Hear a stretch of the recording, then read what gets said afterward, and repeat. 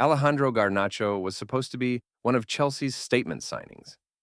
£40 million from Manchester United, a long-term deal until 2032, and a young winger already proven in the Premier League and for Argentina. But fast forward to now, and the conversation is very different.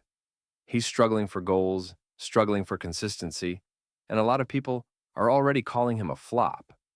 So why is Garnacho failing at Chelsea? And is it really his fault? When Chelsea took Garnacho from United, it felt like a power move. They weren't just signing a talented winger, they were taking a fan favorite off a direct rival, right after he'd fallen out of favor under Ruben Amorim. At 21, with Premier League experience and that fearless, direct style, the expectation was that he'd walk into the Chelsea front line and become one of the faces of their rebuild. If you look at the raw numbers this season, it's underwhelming. Across the league, he's got barely any goals and assists, with long runs of games where he doesn't register a single shot on target. Match by match, you see the pattern. Lots of minutes out wide, not many key passes, not many touches in the box, and he's often the first attacker to be subbed when things aren't working. That's why fans say he's failing. The output doesn't match the price tag or the hype. But to understand Garnacho's struggles, you have to look at the environment. Chelsea have been a mess for a while. Constant manager changes, new tactical ideas every few months, and a front line that never really settles. One week he's on the left, the next on the right, sometimes high and wide, sometimes asked to come short and link play. He thrived at United when he had a simple job: come off the bench, stay wide, attack tired fullbacks, and run straight at goal. At Chelsea, he's being asked to do more off the ball, track fullbacks, press in a structured way, and still provide goals in a team that doesn't create as many clear chances.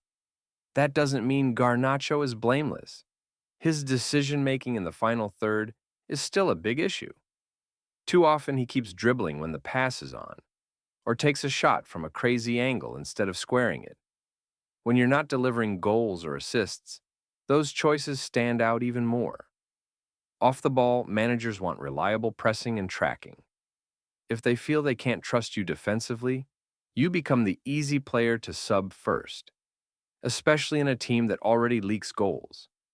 Basically, the same raw, chaotic energy that made him exciting at United can make him frustrating at Chelsea when the results aren't there.